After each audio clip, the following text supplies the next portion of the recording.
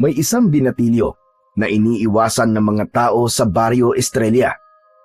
Yun ay walang iba, kundi si Ismael. Matagal na siyang pagala-gala sa lugar at walang nakakaalam kung saan siya nagmula. Wala siyang magulang, wala ring kapatid, wala ring tiyak na nakakaalam ng kanyang edad.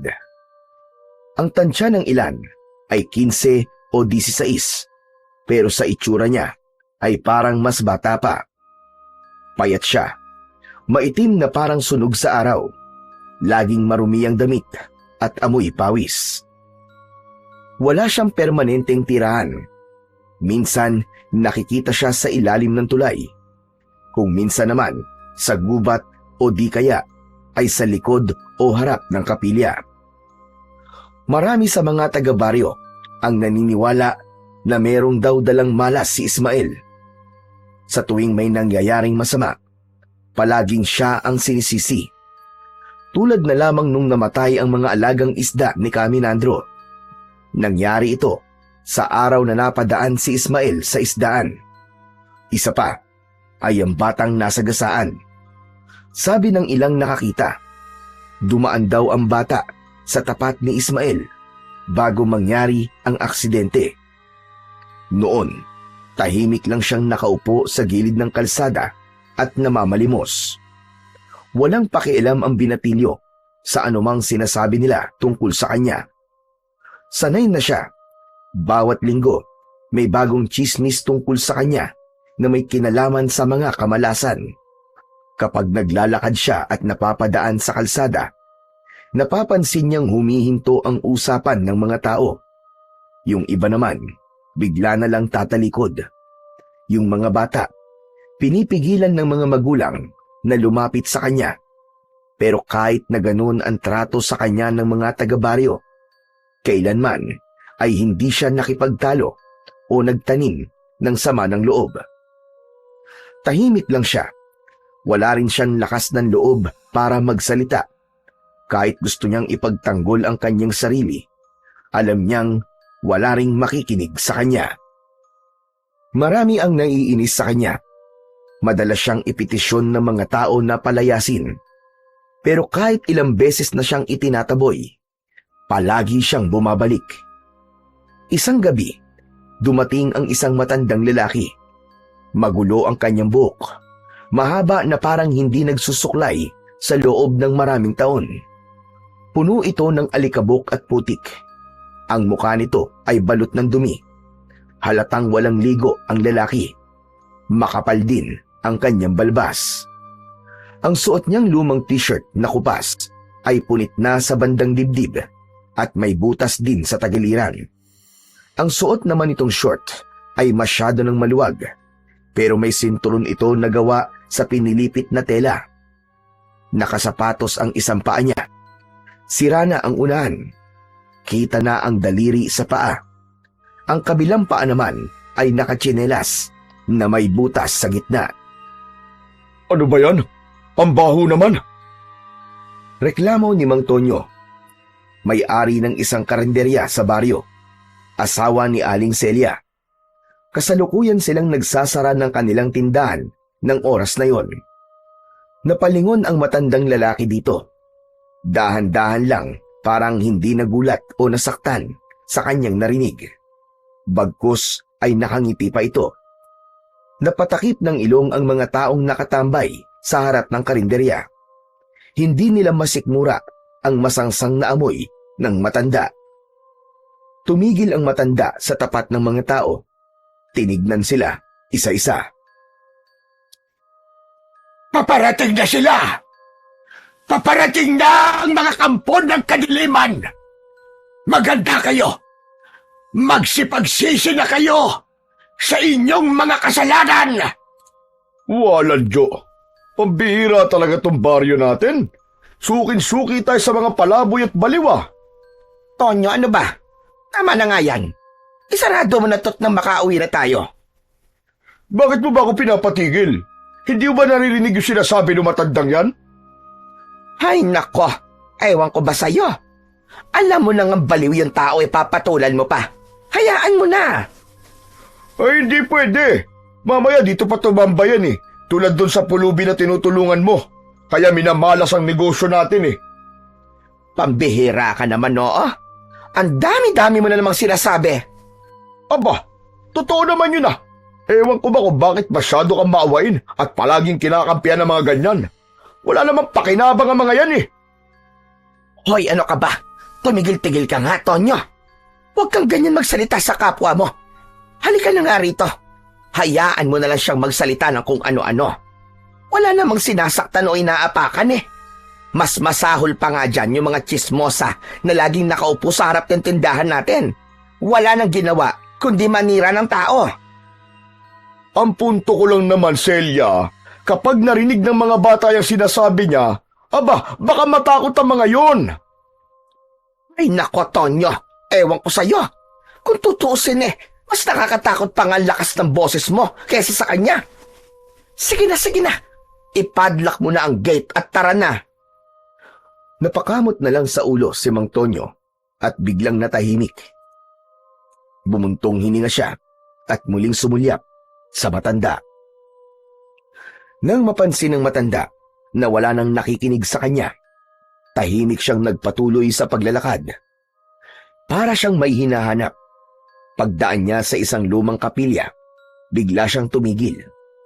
Tumingin siya sa lupa at nagsimulang manginig ang kanyang mga kamay. Ilang saglit pa, napaluhod siya at humagulgol ng iyak. Walang nakikinig! Walang naniniwala! Humanda kayo! Anumang oras, magigising ang mga halimaw!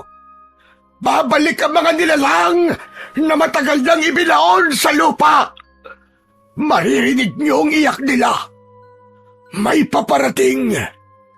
May paparating na dilubyo! Biglang napabalikwas si Ismael sa kanyang pagkakahiga nang marinig ang tinig ng matandang lalaki. Kaagad niyang nakita ito sa gitna ng kalsada sa tapat ng kapilyang pinagtutulugan niya ng gabing yon. Umupo ang binatilyo, tumingin sa matanda, tapos ay may kinapa sa kanyang bulsa. Maya-maya pa ay tahimik siyang lumapit. Hawak ang isang piraso ng biskwit. Iniabot niya ito sa matanda. Tumingin ito sa kanya. Walang nagsalita, pero ang kanilang mga mata parang nagkakaintindihan. Ngunit ang matandang baliw, tinulungan niya itong tumayo at pagkatapos ay inalalayan palapit sa harap ng simbahan. Pinaupo niya ang matanda sa nakalatag na karton. Lolo, ano pong nangyari sa inyo? Ano po bang sinasabi niyong dilubyo? Narinig mo ba yung sinabi ko kanina? Opo, rinig na rinig ko nga po eh. Masaya ko. Sa wakas, meron na ring makikinig sa akin. Lolo, teka po, saan po ba kayo galing? Ano po bang pangalan niyo? Saan ako galing? Aba, hindi ko alam. Pero ang pangalan ko ay Berting. Lolo Berting, ako naman po si Ismael. Napansin ko po na nanginginig po kayo eh. Giniginaw ho ba kayo? Nanginginig ako, pero hindi dahil sa ginaw. Sanay na ako sa ganun eh. Katulad mo lang din ako. Sanay na sa lamig at gutom. Lolo, di niyo pa po nasasagot yung tanong ko kanina eh. Yung tungkol po dun sa sinasabi niyo na dilubyo na paparating. Alam niyo ho eh, parang nangingilabot po kasi ako eh. Paano na lang po ako kapag nagkatotoo po yun? Malamang sa malamang po sa baryo na to, ako ang unang mabibiktima. Kaya sabihin niyo po sa akin kung ano pong mangyayari para po makapaganda ako. Saglit na natahimik si Lolo Berting. Tumingala siya sa langit. Tahimik na pinagmasdan ang gumagalaw na ulap na unti-unting tinatakpan ang buwan. Makinig ka sa aking mabuti, Ismael. May isang nilalang ng dilim ang malapit ng magising.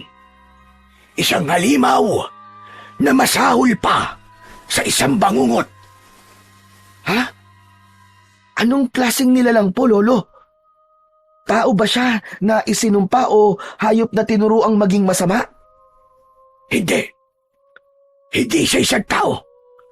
At mas malala pa siya sa isang hayop.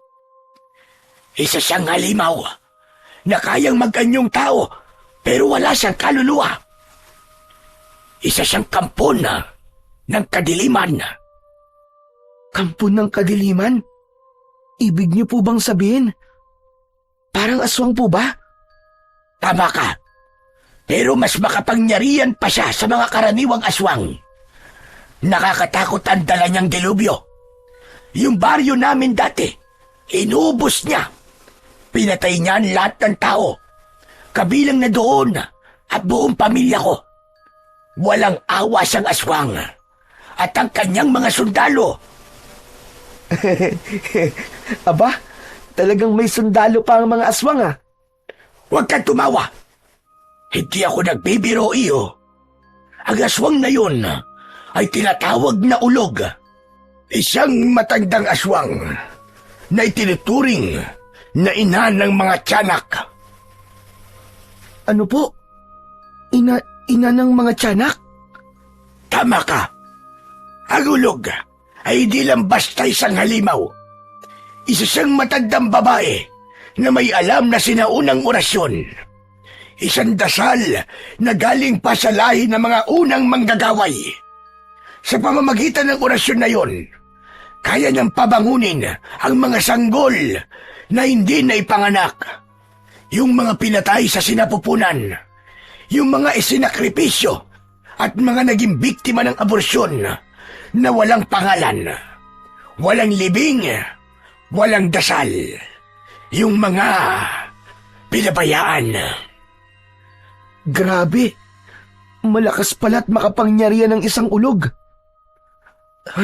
Pambira, kung talagang kaya niyang bumuhay ng mga tiyanak, abay nakakatakot nga naman talaga. Lalo na dito sa baryo, marami siyang mabubuhay na sundalo dito. Ano? Talaga? Paano mong nasabi? Isa po akong palaboy dito. Kung saan-saan po ako napapadpad dito sa baryo. Marami na po akong nasaksihan dito na kung tutusin, hindi ko na po sana dapat nakita. Ano naman ang mga yon? May isang bakanting lote po dun. Dun po sa may tabing ilog. Ginagawa pong tapunan ng mga ganon. Madalas nga po, itinatambak lang po na parang basura eh. Hindi pwede. Hindi pwede. Kung ganun, ay mas manganganib ang baryo na ito. Dahil ang lugar na sinasabi mo, Utoy, perpekto yon sa ritual ng ulog. Kung ganun, paano po natin mapipigilan ng aswang na yun sa masamang plano niya? Kailangan nating hanapin ang ngipin ng dragon. Ano po? Ngipin ng dragon? Lolo, totoo po ba yun? Akala ko po katang-isip lang po mga dragon. Hindi lahat ng alamat ay katang-isip, Ismael. Totoo ang mga dragon. Sa mga sinaunang kwento, ang dragon ay isang espiritu na may mahalagang tungkulin sa mundo ng mga patay. Ano pong ibig yung sabihin?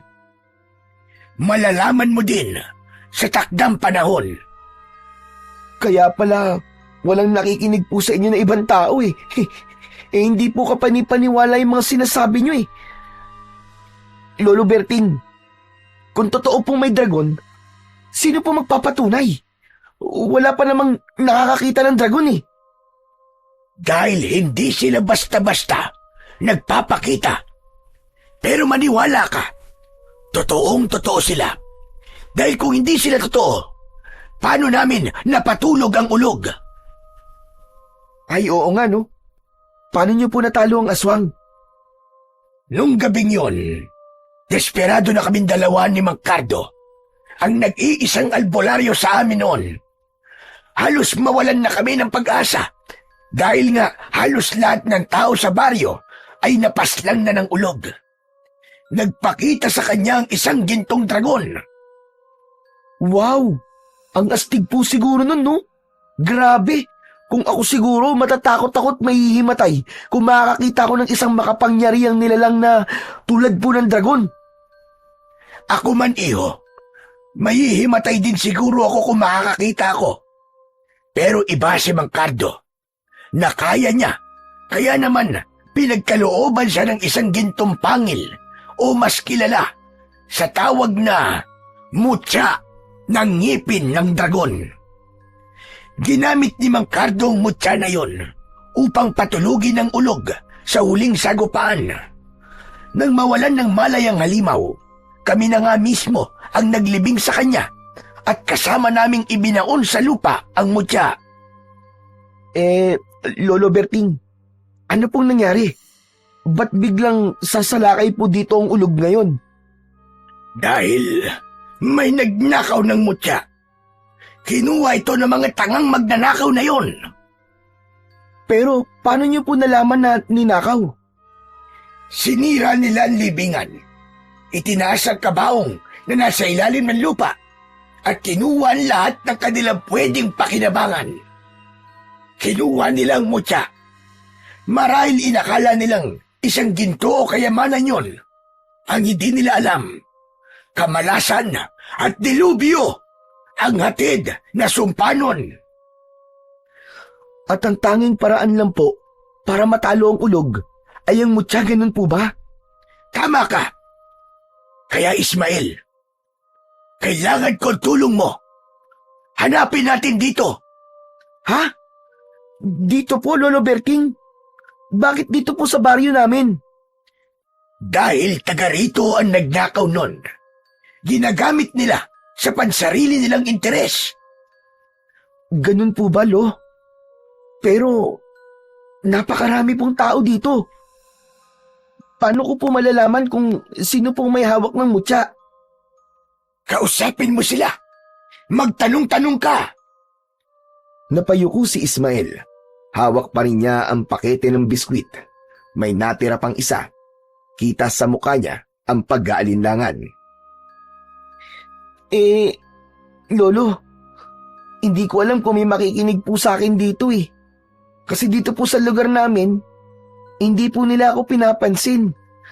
Saka, wala po akong halaga sa kanila dito. Hindi mo kailangan ng pansin nila. Kailangan mo lang ng lakas ng loob at pananampalataya. Dahil kahit ang pinakamahinang tinig ay kayang umalingaw-ngaw kung ito ay totoo. Tumango si Ismael. Kinagat niya ang huling piraso ng biskwit. Ramdam ko, Ismael. Hindi ka naniniwala sa akin. Ramdam na ramdam ko yon. Kaya bukas, sasamahan kita. Ipapakita ko sa iyo ang mismong libingan ng ulog. Hindi na sumagot ang binatilyo. Nakita niyang nahiga na ang matanda at sa isang iglap lang, nakatulog na kagad ito. Madilim-dilim pa nang magsimula ang lakad nina Ismael at Lolo Berting. May mga hamog pa sa paligid at sobrang lamig. Ang mga bahay na nadadaanan nila ay halos sarado pa. Maya-maya nang makalampas sila sa baryo, mga 2 kilometro ang layo, pumasok sila sa loob ng kakahuyan.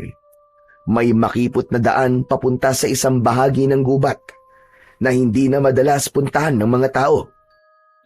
Tahimik sa lugar na yon at walang maririnig, kundi huni ng mga ibon at mga tunog ng sanga na kanilang naaapakan. Lolo Berting, sigurado ba talaga kayong ito yung dinadaanan natin? Ang kipot tsaka masukal po eh. Mamaya po may ahas dito. Baka mamaya matuklaw pa tayo. Huwag kang mag-alala. Kabisado ko ang lugar na ito. Ilang beses na rin ako nakarating dito. Basta't sumunod ka lang sa akin at huwag kang lalayo sa likod ko.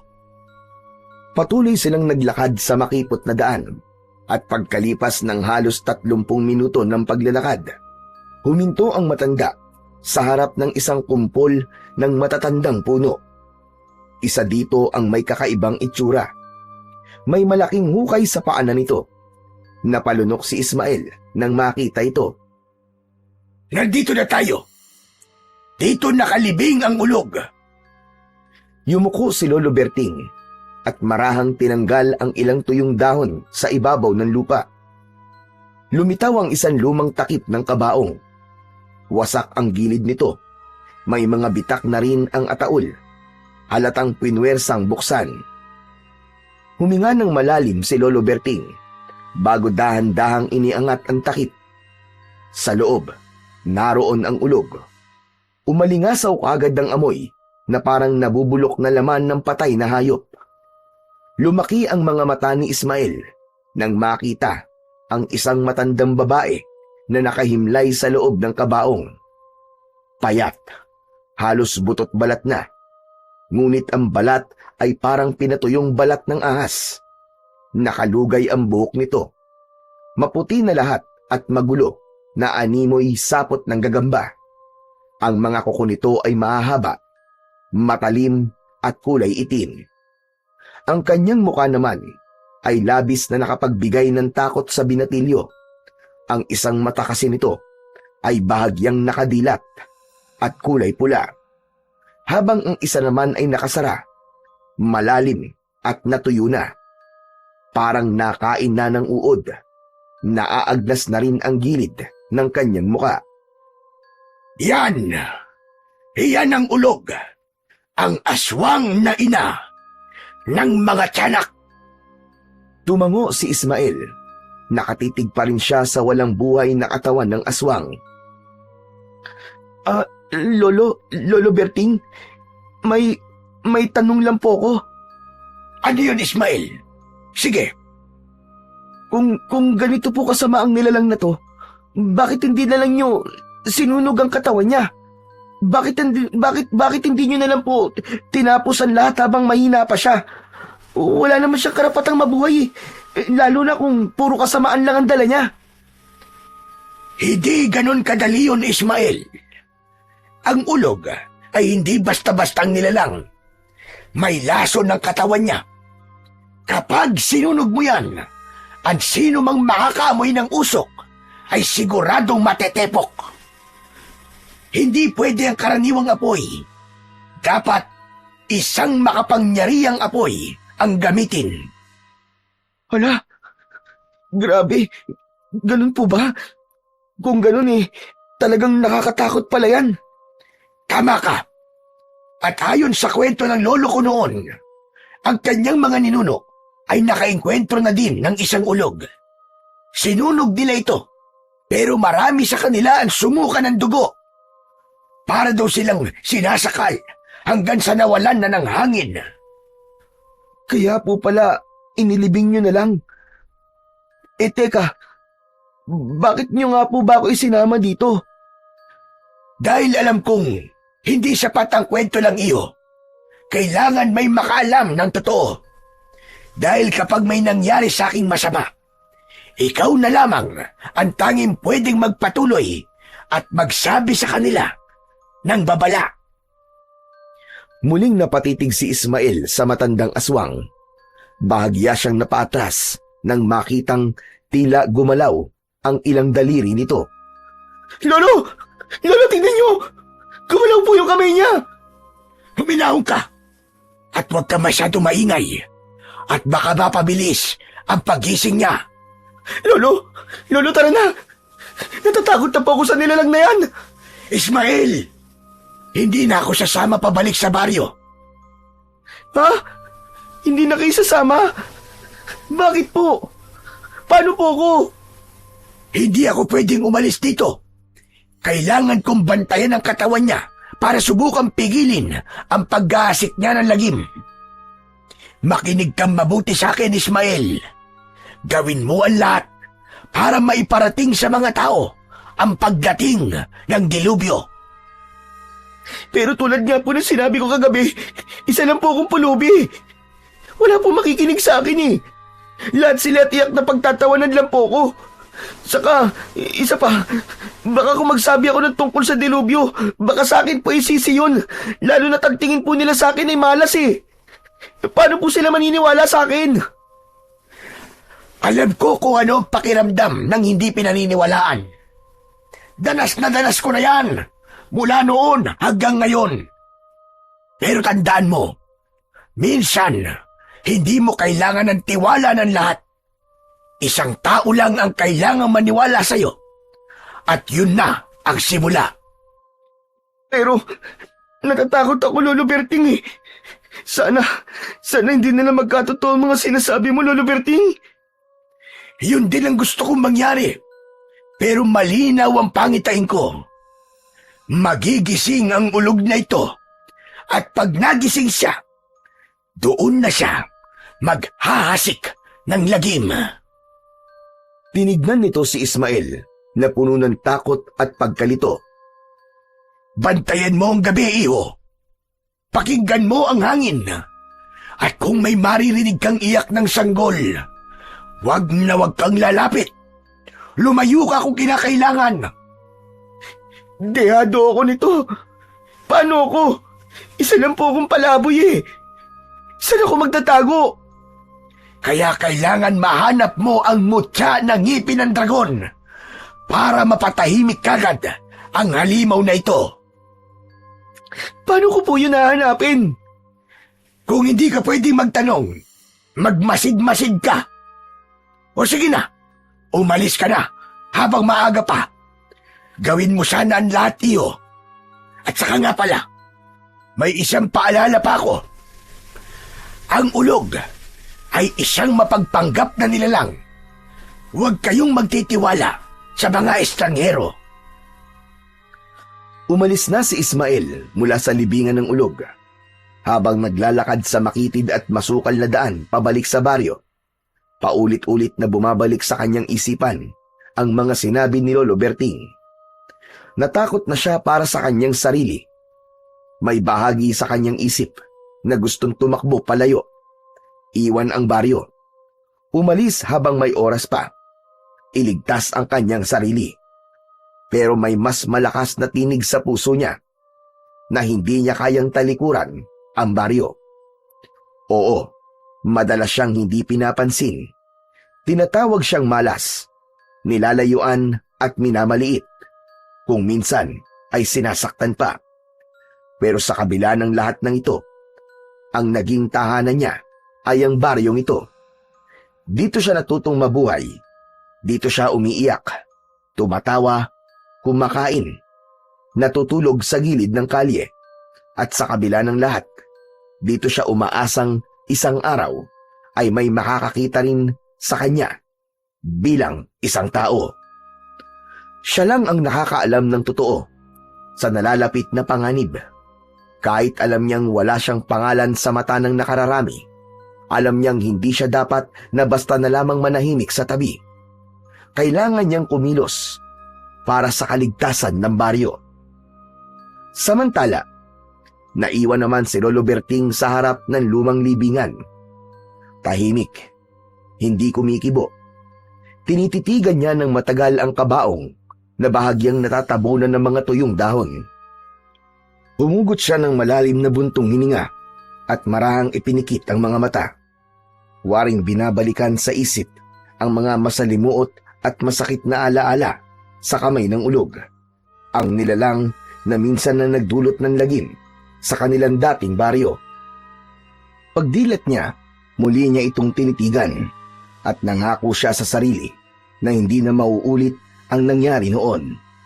Hindi na niya hahayaan na makalabas pa sa kabaong ang aswang. Babantayan niya ang libingan. Gagawin niya ang lahat ng kanyang kayang gawin, kahit pa ang kapalit ay sarili niyang buhay. Samantala, sa baryo, abala na si Aling Celia sa loob ng kanyang karinderya. Pawis na siya sa pagluluto ng kanyang mga paninda. Wala pang 6:00, pero may ilang suki na ang dumarating para mag-agahan. Hindi niya masyadong maistima ng maigi ang kanyang mga suki dahil nalilito na siya sa dapat na unahin. Naiinis na rin siya sa asawa dahil tanghali na ito nagising. Kaya naman, nang pumasok ito sa kusina, hindi na napigilan ng ginang ang kanyang bibig. Aba, Tonyo, anong oras na? Akala mo ba'y madali ang mga trabaho ko dito? Ako na naman ang pinagagawa mo sa lahat. Ay nako, ang aga-aga nagsimula ka na naman. Sino ba kasing may gusto nito ha? Di ba ikaw naman? Ilang beses ko na rin sinabi sa'yo na magdagdag ka ng mga tauhan para di ka nahihirapan dito. Pero ayaw mo Tapos ngayon nagdadrama ka dyan. Ano ka mo? Ako pa ngayon ang nagdadrama. Samantalang kaya lang naman ako hindi kumuha ng kasama dito sa karinderya kasi kailangan natin magtipid. Aba, kaya pa naman nating dalawa to kung tutulungan mo lang sana ako. At tigas-tigas na mukha mong hayaan ako dito tapos ikaw puro lakwatsa at sugal lang ang inaatupag. Ay nako, ilang beses ko ba sasabihin sa'yo na wala na akong oras para tumulong dito? Saka teka lang kung wala ako, abay malamang wala ring swerte itong karinderya mo. Sikat ako, kaya dito nagpupunta mga suki mo. Pinagmamalaki mo pa sikat ka. Sikat ka nga, pero sa sabungan, sa inuman at sa utangan. Aba, anong silbi na swerte mo sa negosyo kung hinahaluan mo naman ng bisyo? Napailing si Mang Tonyo. Umupo siya sa bangko at nagbuhos ng kape sa tasa. Alam mo, dapat nga magpasalamat ka pa sa akin Dahil kung hindi sa karisma ko, hindi dudumugin tong karinderya mo. May natural akong hatak sa tao, baka hindi mo nalalaman. Napakayabang mo. Kuhang-kuha mo ang inis ka. Umalis ka na nga ditong hayop ka. Oo, chillax ka lang. Ikaw talaga, Celia, oo. Sige na, mamaya ay hihahanap kita ng bago mo makakasama dito. Bakit? May pampasweldo ka ba ha? Siyempre, ako pa ba? Wala ka kasing bilib sa akin Relax ka lang kasi. Konting tiis na lang, yayaman din tayo. Malapit na talaga. Yayaman. Galing sa sugal. Tonyo naman. Ilang beses ka lang natatalo. Tapos nababaon ka pa sa utang. Sino ba nagbabayad ng mga utang mo? Ako, hindi ba? Tapos hindi mo naman binabayaran kapag nananalo ka. Huwag ka nang mag-alala, Celia. Naumpisahan na ang swerte. Pati nga tong karinderya, di ba siniswerte na? Di mo ba ramdam? Huwag mo na akong kinokontra kapag nagsusugal ako para huwag ako malasin. Kaka alam mo ba, na isahang tama ko lang. Itong karinderya mo, magiging restaurant to, maniwala ka. Sos! Ayan na naman. Paandara mo na naman ako ng mga walang silbing pangako mo na yan. Itong karinderya ko, dumadami ang suki ko kasi masarap ang mga luto ko. At mas lalong uunlad to kung sana'y tumutulong ka. Yun lang yun. Ay nako, alam mo, kahit na anong gawin ko, mali pa rin ako sa paningin mo Kung ayaw mo maniwala sa swerte ko, di wag. Basta ko, alam kong darating din yung panahon natin. At kapag dumating yun, tignan natin kung sinong unang ngingiti. Hindi na pinansin ni Aling Celia ang asawa at nagpatuloy na ito sa kanyang ginagawa. Matapos maubos ang kape, tumayo na ang lalaki. Lumabas siya sa karinderya at agad na nakipagkwentuhan sa mga kapwa niya sa bungero sa may kanto. Naiwan si Aling Celia sa loob ng karinderya. Tahimik lang siyang nag-aasikaso ng kanyang mga customer. Nagliligpit siya ng mga pinagkainan, nagbabalot ng take-out, nagluluto at naghuhugas ng pinggan. Hay nako! Ano ba naman buhay ito? Kailangan ko na siguro talagang humanap ng makakasama dito sa tindahan. Wala na talaga silbi ang asawa kong magaling. Pwisit talaga. Kung bakit ba sa dinabi namin ng lalaki, siya pang napili ko. Napakamalas ko naman. Ilang oras pa ang nakalipas habang abala sa pag-aasikaso ang babae. Napansin niya si Ismael na paparating. Dahan-dahan ang lakad nito. Parang wala sa sarili. Tulala at parang may malalim na iniisip. Napatingin si Aling Celia sa orasan. 9:00 na ng umaga. Ismael! Hoy, Ismael! Halika nga rito. Napalingon si Ismael. Parang nagulat sa tawag. Saglit siyang tumigil. Tinignan niya si Aling Celia. Sa kadahan-dahang lumapit. Tahimik pa rin siya at nakayuko. Oy, bata ka. Ano ba nangyari sa'yo? Parang ilang araw ka nang di natutulog ah. Kumain ka na ba ha? Umiling lang si Ismael. Walang salitang lumabas sa bibig. Tumangu-tangu lang siya ng marahan. O siya, halika na. Pumasok ka na muna rito. Dito, maupo ka. Mag-almusal ka muna bago ka kung saan-saan magpunta. May natira pang sinangag tsaka longganisa. Mainit-init pa yan. Hindi na tumanggi si Ismael. Tahimik siyang naupo sa isang sulok ng karinderya. Agad namang inihain ni Aling Celia ang pagkain. Nilagyan niya ng kanin, itlog at 3 pirasong longganisa ang plato. Sabay naglagay ng malamig na tubig sa baso. O, hayan ha. Kumain ka lang dyan. Di mo na kailangang bayaran yan. Salamat po, Aling Celia. Kayo na po talaga ang pinakamabait po dito sa baryo. Hay nako. Huwag mong sabihin yan at baka marinig ka ng asawa kong si Tonyong demonyo. Baka kung ano na naman ang sabihin nun. Hindi mo ba alam? Ayaw na ayaw nun sa'yo. Ay nako. Ewan ko ba doon kung bakit? Kaya nga po, napapansin ko rin po eh. Hindi po ako makalapit kapag nariyan po siya. Pabayaan mo na. Wala namang alam yun kundi sugal, sabong at inom. Minsan nga iniisip ko mas mabuti pang wala na lang akong asawa eh. Perwisyo sa buhay ang asawa kong yon at walang silbi. Napangiti ng konti si Ismael sa sinabi ng ginang. Tahimik na nagsimulang kumain ang binatilyo. Gutom na gutom ito. Doon lang niya naisip na ilang araw na din siyang hindi nakakakain ng matino.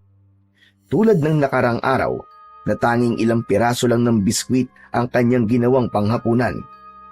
Napansin naman ni Aling Celia na nanginginig ang kamay niya habang isinusubo ang pagkain. Nako, ganyan ka ba talaga kagutom? Kawawa ka naman. Di bale, may tinapay pa ako dyan. Itago mo para may pangmeryenda ka mamaya ha. Tapos mamayang gabi, dumaan ka dito. Bibigyan kita ulit ng pagkain. Talaga po? Ayos lang po ba sa inyo yun, Aling Celia? Hindi po ba nakakahiya? Kasi nababawasan ko po ang pagkain at kita nyo. Aba, hindi Huwag mong iniisip yan. Mas gusto ko nga yung may nakikinabang sa ginagawa ko kaysa naman dun sa isa na kahit maghugas ng pinggan ay hindi magawa. Puro pasarap pa. Buwisit talaga. Napatingin silang dalawa sa labas. Sa hindi kalayuan ay nakita nila ang lalaki na patuloy na nakikipagkwentuhan sa mga sabungero. May hawak na itong bote ng beer kahit umaga pa lang. Oh, nakita mo na. Di ba ang galing? Ang sarap ng buhay. Samantalang ako dito, nagkakandakuba na sa pagtatrabaho. Aling Celia, meron po ba akong maitutulong sa inyo? Nako, ayos lang. Pero alam mo, kung gusto mo, minsan bumalik-balik ka dito. Pag wala yung asawa ko, tulungan mo ko maghugas ng pinggan. Libre pagkain at bibigyan pa kita ng sahod. Talaga po? Sige po, Aling Celia. Tsaka kahit wala pong sahod, okay na po sa akin. Kahit libreng pagkain lang po, masayang-masaya na po ako nun. Kahit po ngayon, tutulungan ko na po kayo sa mga trabaho po dito. Talaga? O sige, kung yan ang gusto mo. O siya, ituloy mo muna yung pagkain mo ha. Aasikasuhin ko lang yung mga bumibili. Ipinagpatuloy ni Ismael ang kanyang pagkain. Ngunit nang matapos siya, bigla naman niyang naalala ang kanyang nakita sa gubat at ang dilubyo na maaaring mangyari sa kanilang baryo. Nalungkot ang binatilyo dahil sa kabutihan ni Aling Celia sa kanya. Hindi na lang sarili niya ang gusto niyang mailigtas. Kailangan na talagang mahanap ang mutya. Ayoko masaktan si Aling Celia. Tahimik niyang inilagay sa gilid ng mesa ang pinagkainan niya. Tumingin siya sa paligid ng karinderya, sa mga upuan, sa kortinang medyo naninilaw na dahil sa tagal ng nakasabit sa lumang larawan ni Aling Celia at ng asawa nitong nakasabit sa dingding. Bigla siyang natulala. Ngunit bigla siyang nagising sa kanyang pag-iisip nang bumalik si Aling Celia, bitbit ang bayad ng customer. O ano, ayos ka lang ba riyan? Parang ang lalim ng iniisip mo. Opo Aling Celia, okay lang po ako. Eh bakit parang malungkot ka? May naalala lang po kasi ako eh. Tungkol po dun sa babala ng matanda. Tungkol po sa paparating na dilubyo. Ang tinutukoy mo bang matanda ay yung taong grasa na kung ano-ano ang pinagsasasabi? Nako, huwag kang maniniwala sa mga ganon. Kasi yung isip nila kung saan-saan nakakarating at namamasyal. Minsan, dala na lang din ng katandaan o gutom. Kaya kung ano-ano na lang ang lumalabas sa bibig. Huwag mo nang masyadong intindihin yon, iho. Hindi po Aling Celia eh. Hindi po siya matandang baliw.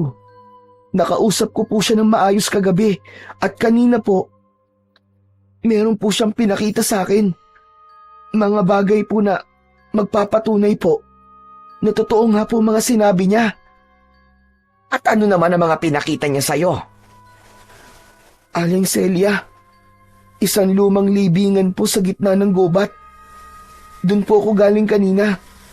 Sabi niya po, doon nakalibing ang ulog na posibleng umatake dito sa baryo natin. Ano ka mo? Ulog? Opo, isa pong aswang. Eh di ba't sabi mo ay nakalibing na ang ulog na yan? Bakit ka nag-aalala? Eh patay naman pala.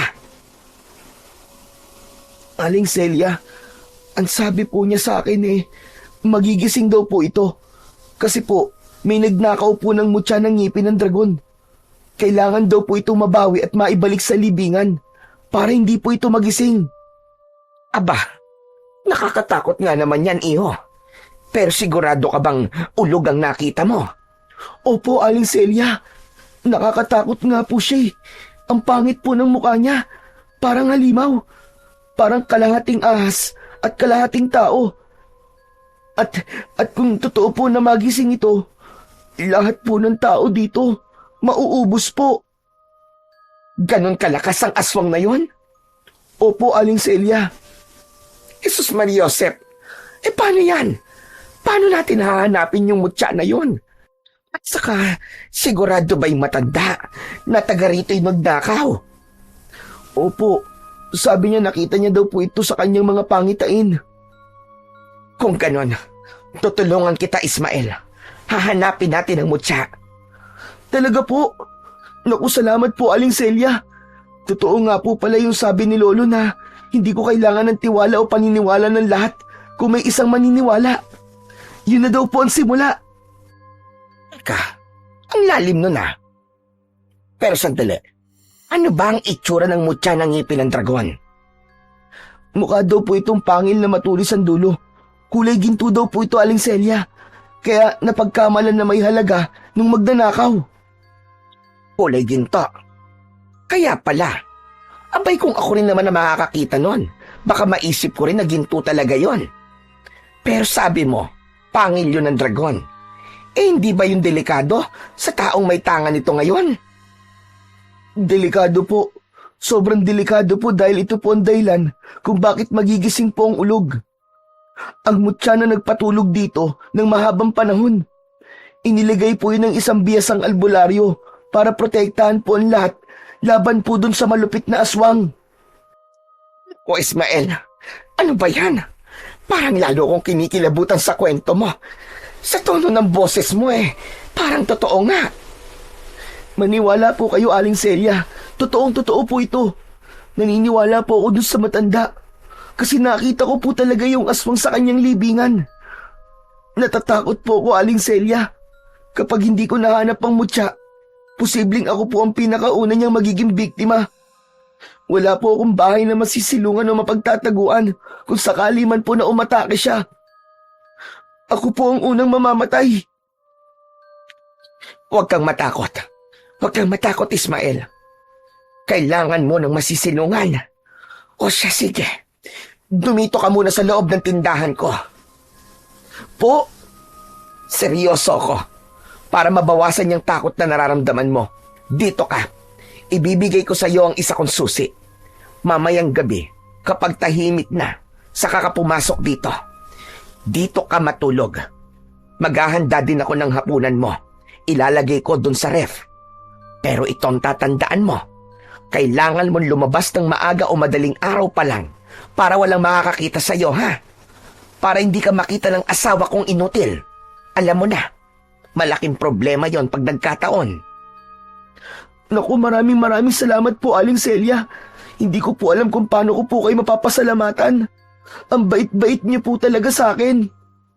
Ay nako, wala yon iho, huwag mong isipin yon. Ginagawa ko to kasi alam kong mabuti kang bata. Hindi mo rin naman ginusto na maging ganyan ang buhay mo, hindi ba? Kundi lang sana tarantado ang asawa ko aampunin na kita Ayos lang po yun, Aling Celia. Sanay na rin naman po ako sa buhay sa lansangan. Malaking bagay na po itong ibinigay niyo sa akin. Napakabait niyo po.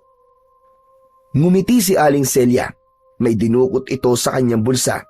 Isang lumang susi. Inabot niya ito ng palihim kay Ismael. O ayan ha, gamitin mo yung susi na yan kahit na anong oras mo gustong pumunta dito. Basta tahimik ka lang ha. Huwag kang magkakalat, huwag kang mag-iingay. May maliit akong kwarto sa bodega. Doon ka matulog kung gusto mo. May banig at kumot doon. Maraming salamat po talaga, Aling Celia. Saka nga pala, huwag kang mangangalikot dito ha. Ayoko ng problema. Opo, pangako po. Hindi ko po kayo bibigyan ng problema. Maraming salamat po uli. O siya, sige na. Bumalik ka na lang ulit mamayang tanghali kasi sigurado ko na nasa sabungan na naman ang asawa ko. Tulungan mo ko sa mga gawain ko dito, ha? Opo. Tumango si Ismael nang makaalis sa harap niya ang babae na pangiti siya. Sa simpleng kabutihan nito sa kanya, nagkaroon siya ng pag-asa. Nabawasan kahit papano ang takot niya. Samantala, habang inililigpit ni Aling Celia ang mga plato sa ibang mesa, panay ang sulyap niya kay Ismael. Hindi man niya aminin, pero may kung anong kaba siyang naramdaman nang marinig mula sa binatilyo ang banta ng ulog.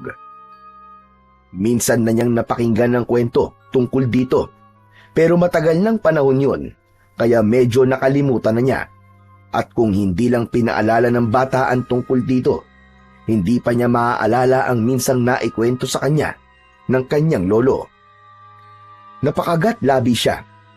Hindi na lang si Ismael ang kinakabahan, kundi pati siya. Samantala, pagdating ng tanghali, nasa sabungan si Mang Tonyo. Maingay ang lugar, amoy pawis, sigarilyo at alikabok. Nasa isang sulok si Mang Tonyo, may hawak na manok habang nakaupo sa bangko. Dumaan ang tagabantay ng sabungan at napansin siya. Aba, Mang Tonyo, andito ka na naman. Iniwan mo na naman yung asawa mo doon sa karinderya. Nako, pabayaan mo yun doon. Kaya-kaya na niya mga gawain doon, ano?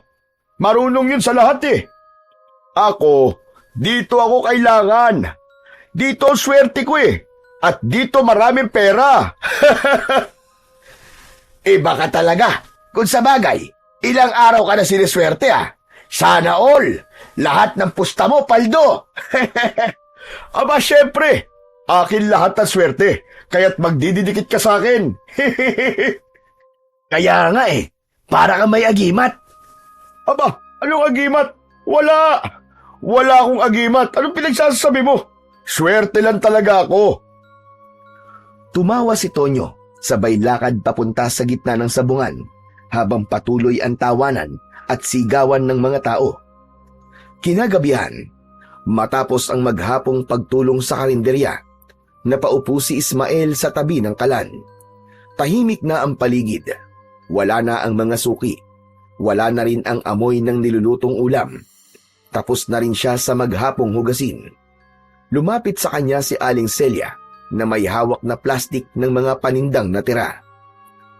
Ismael, mauuna na ako ha. Uuwi na muna ako sa bahay. Pakicheck na lang itong pinto sa likod ha. Yung mga kaldero, bukas na lang linisin. Magpahinga ka na rin. Alam kong pagod ka na, iho. Opo, ako na pong bahala. Ngumiti lang si Aling Celia, pero may bakas ng pagod at pag-aalala sa kanyang muka. Lumingon pa ito sa paligid bago tuluyang lumabas at isinara ang pintuan. Pagkaalis ng babae, tumayo si Ismael at isinara ang mga bintana. Tahimik na niyang pinatay ang ilaw sa loob, maliban sa isang maliit na bombilyang nakasabit sa may kusina. Huminga siya ng malalim at nagtungo sa bodega. Nakita niyang may pang-isahang higaan doon sa gitna ng mga lumang sako at kahon ng mga delata. Nahiga na ang binatilyo at sinubukang matulog. Ngunit ilang minuto pa lang ang lumilipas, may narinig siyang kaluskos. Maingat, dahan-dahan. Parang may naglalakad sa labas ng karinderya. Naisip kagad ng binatilyo na baka magnanakaw. Narinig niyang may nagbukas ng pinto hanggang sa may narinig siyang boses. Dito na lang tayo. Wala naman tao dito eh. Tayo lang. Nanlaki ang mata ni Ismael. Agad siyang gumapang sa likod ng mga sako at nagtago sa dilim.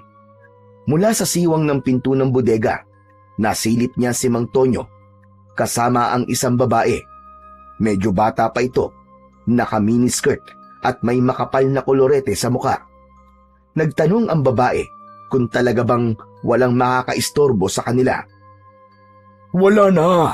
Umuwi na yung matanda kong asawa eh. Halika na. Pumasok sila sa loob ng bodega, sa mismong lugar kung saan kanina lamang ay nakahiga si Ismael. Napansin ng lalaki ang ayos ng katre. Napakunot ang noo nito at sandaling nag-isip. Naglakad-lakad si Tonyo, parang sinusuri ang paligid. Napahigpit ang hawak ni Ismael sa lumang sako habang nakayuko sa likod ng mga kahon. Bumundol ang labis na kaba sa dibdib ng binatilyo. Akala niya ay mahuhuli na siya.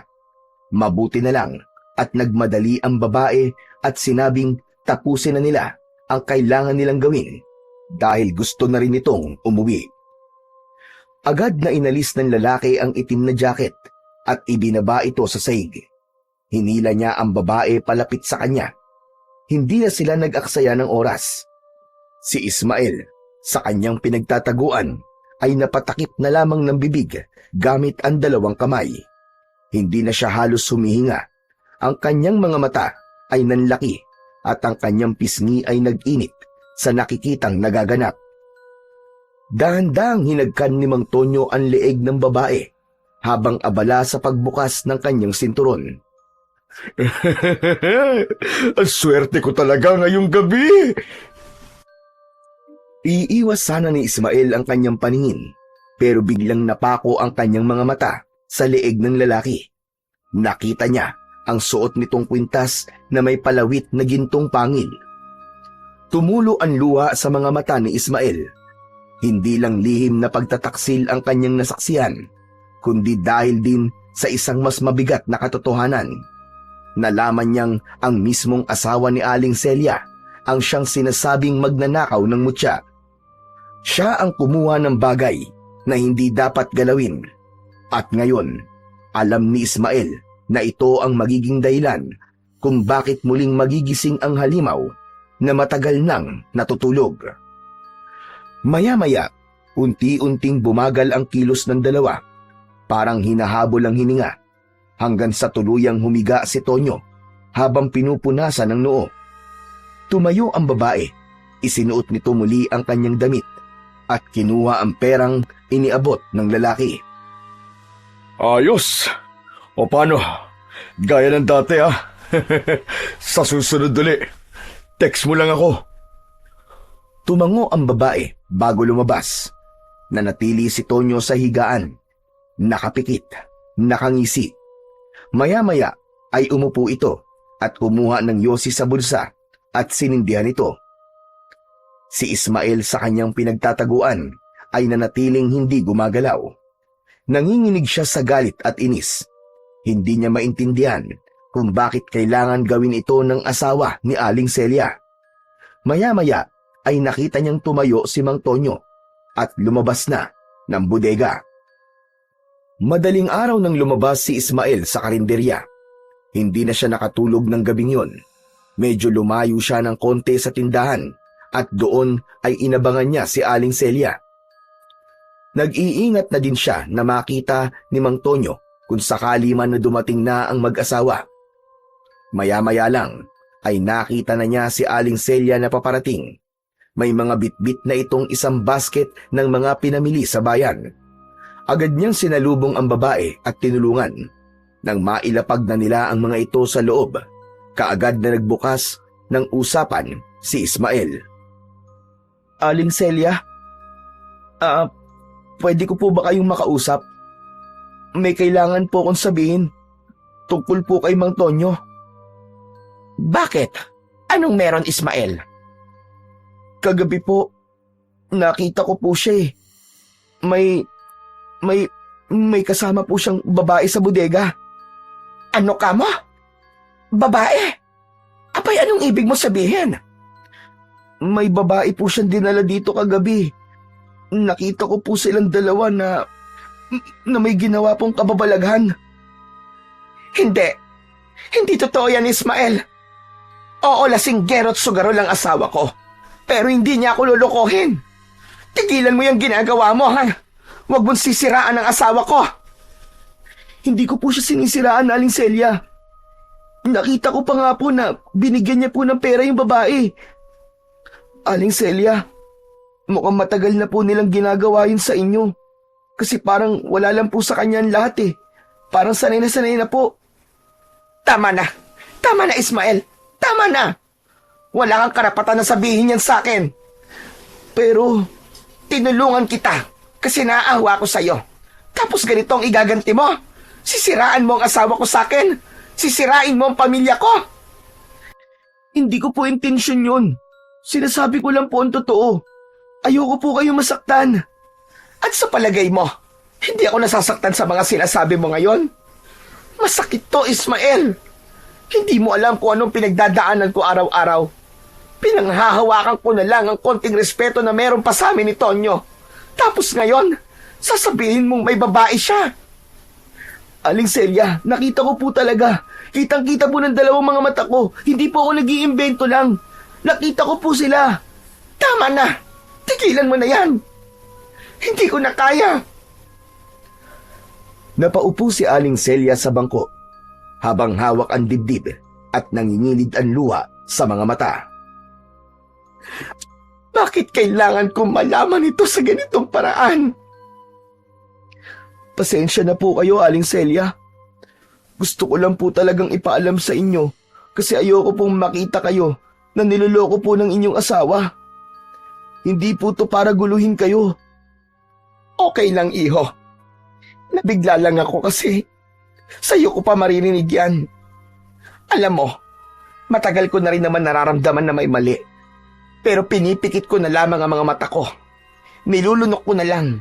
Iniisip na baka guni-guni ko lang yung nakikita kong pagbabago sa ugali niya. Palagi kong sinasabi na baka pagod lang siya o baka stress lang sa pagsusugal niya. Pero tama pala ang hinala ko noon pa. Totoo palang may kinakalantari ng ibang asawa ko. Kasalanan ko siguro to. Marami na siguro akong pagkukulang sa kanya. Wala po kayong kasalanan, Aling Celia. Wala po kayong ginagawang masama. Ang sakit-sakit lang, Ismael. Dahil lahat ng sakripisyo ko, parang wala lang. Yung bawat timpla ko ng kape tuwing umaga, yung pagtitiis ko sa pagiging lasing niya, yung paglalaba ko ng marurumi niyang damit kahit amoy alak at sigarilyo. Lahat yon, parang tinapon lang niya. May isa pa po pala akong nakita, Aling Celia. Ano, Ismael? Nakita ko pong nasa kanya po ang mutya ng ngipin ng dragon.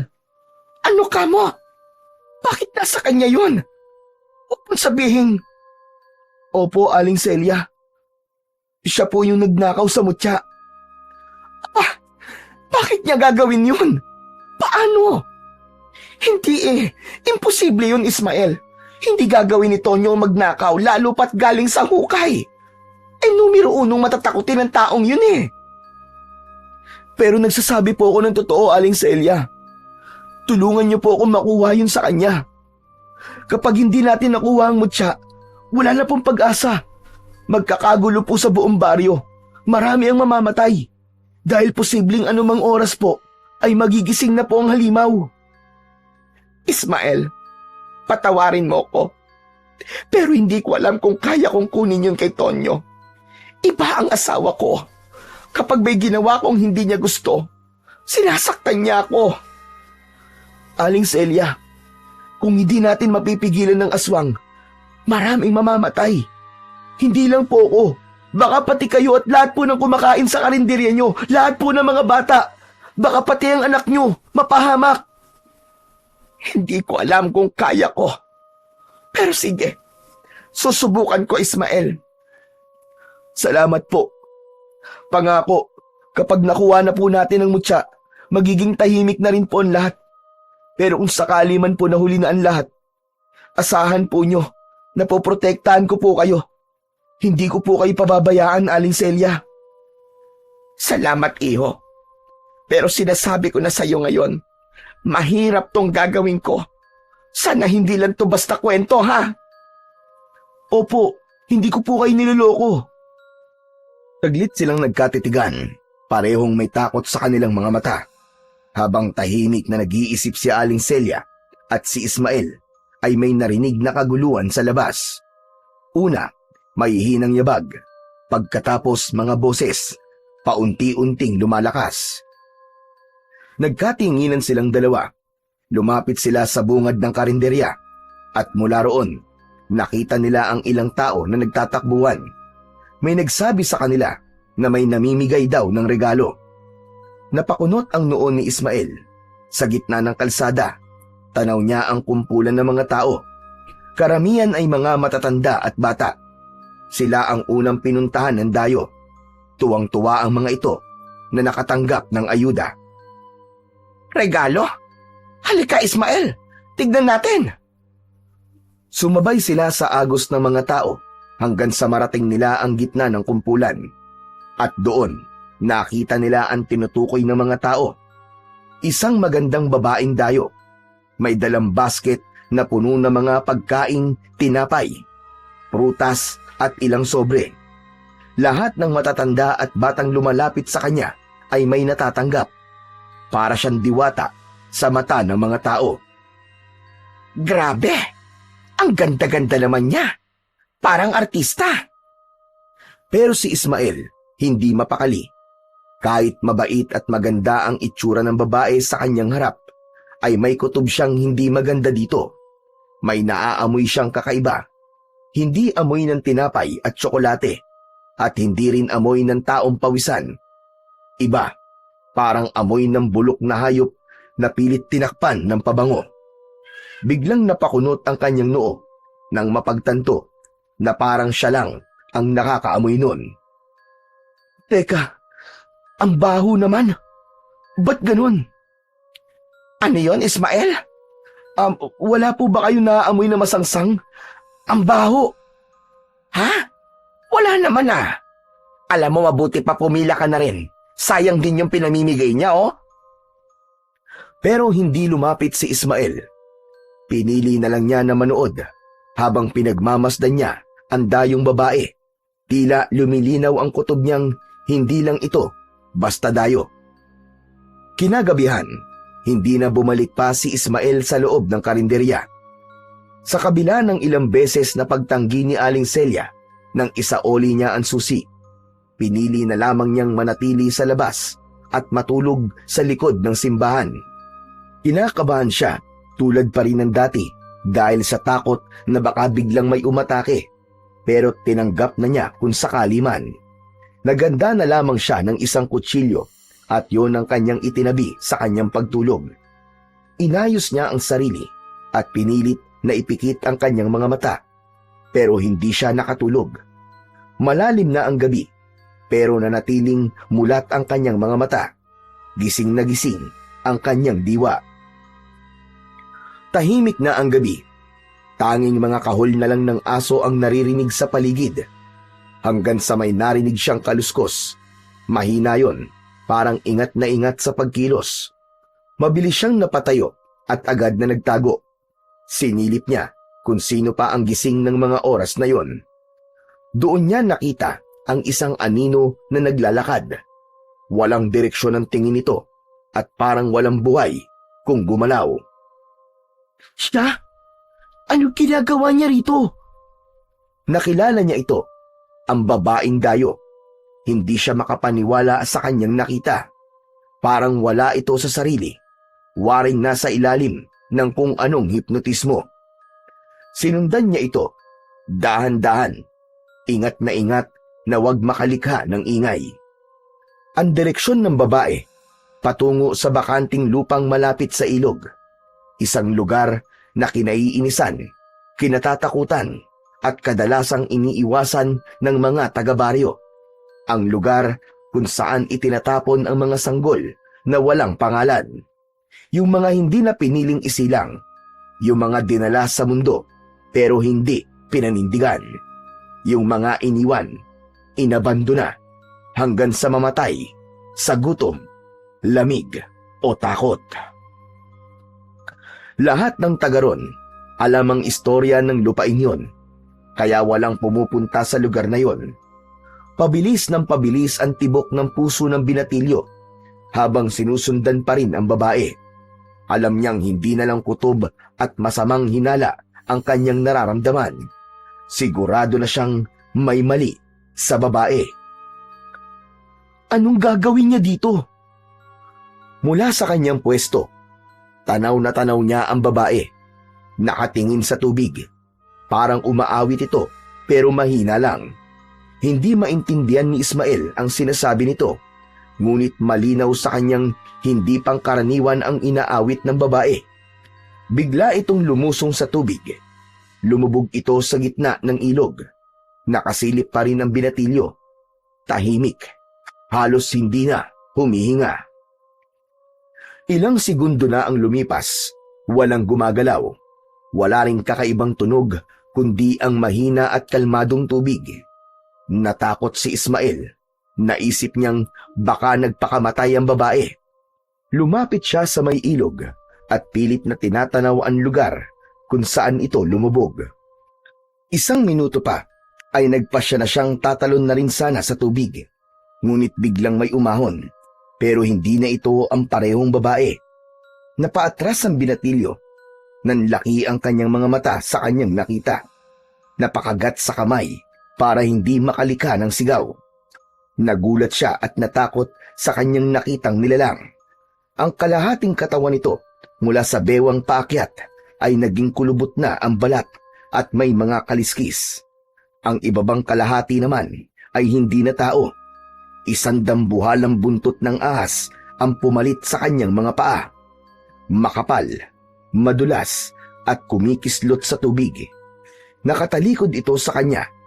Nanginig ang mga tuhod ni Ismael pero pinilit niyang humakbang palayo sa nilalang. Muli siyang nakapagtago sa likod ng isang puno. Ang babae sa kanyang paningin ay tila isang nilalang na mula sa alamat. Kalahating babae, kalahating ahas. Sigurado na siya, ito na nga ang ulog na ipinakita sa kanya ni Lolo Berto na dating nakalibing sa gubat. Hindi maaari ito. Gising na siya. Gising na ang ulog. Napatitig si Ismael sa aswang na nasa kanyang harapan. Nakita niya itong kumilos. Itinaas ang kamay nito sa langit at muling bumigkas ng isang dasal. Ang tinig nito ay malalim at parang may sumasabay na di lang dalawang tinig kundi marami. Parang boses ng ilang kaluluwang sabay-sabay na nagdarasal. Nagtakip ng tenga ang binatilyo.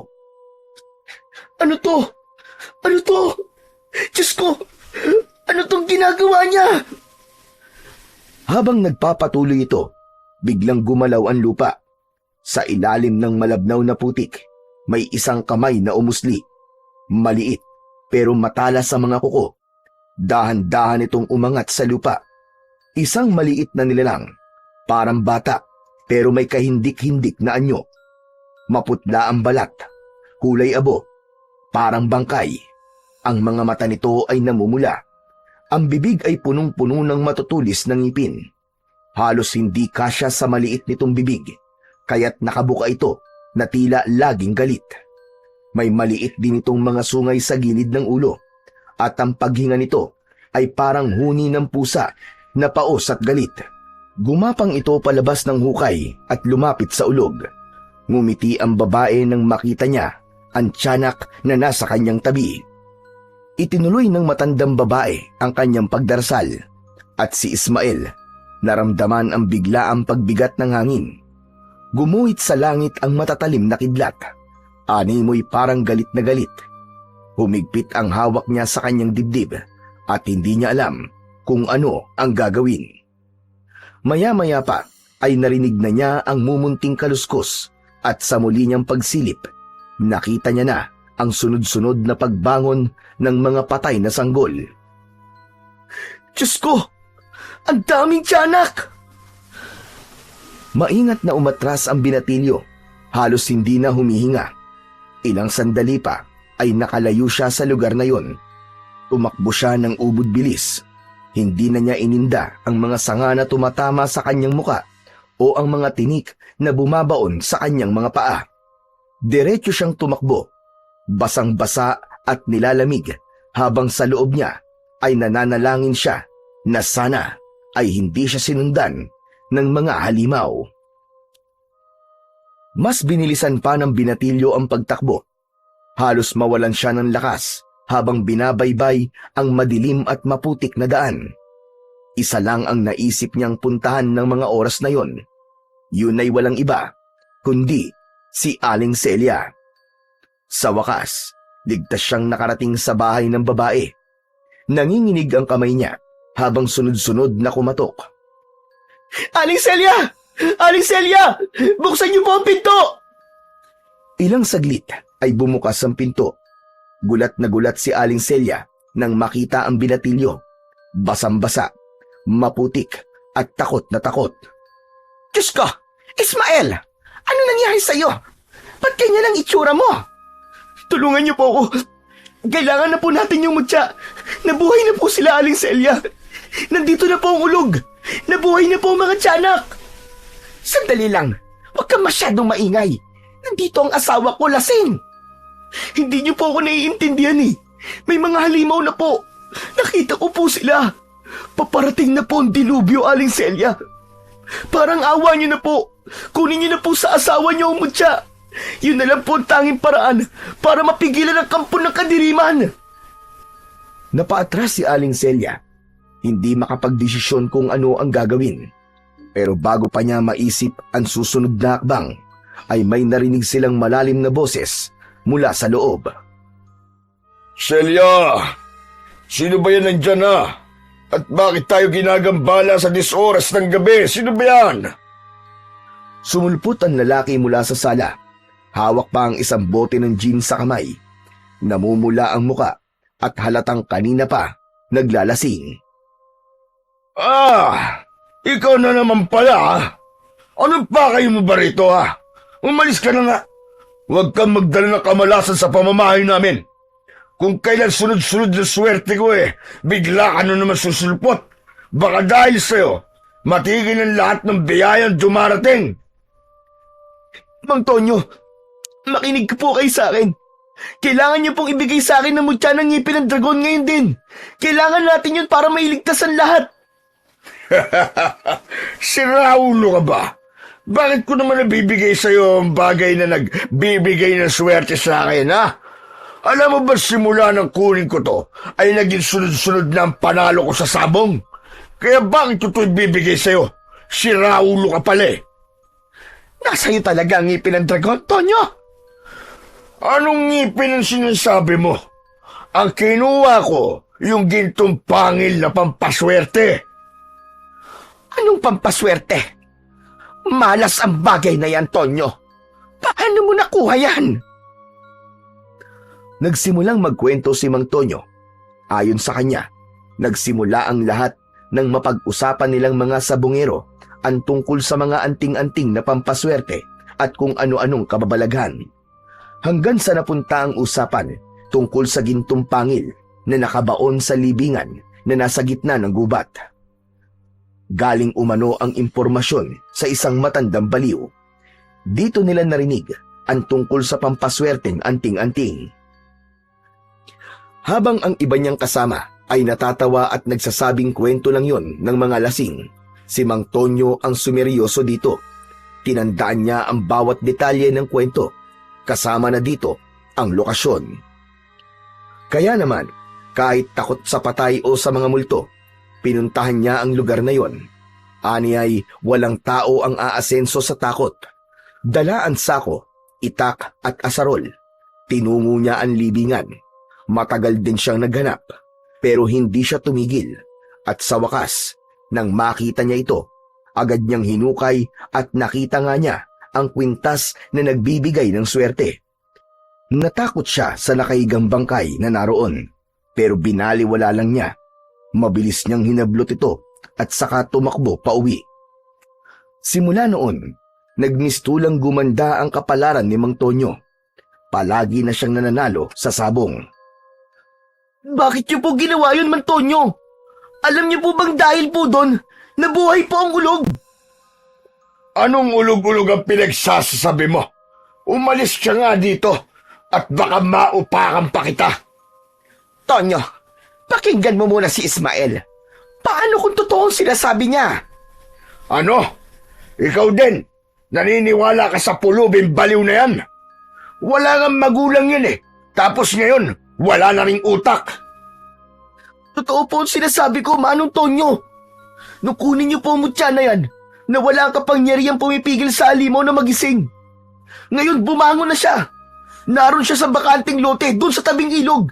Nakita ko po mismo, yung babaeng kalahating ahas. Binuhay niya po ang mga sanggol na nakalibing doon, yung mga sanggol na naging mga tiyanak. Ibigay niyo na po sa akin ang mutya, parang awa niyo na po. Nanganganib tayong lahat. Nanganganib po ang buong baryo. Ano ngayon kung totoo? Anong kinalaman ko dyan, ha?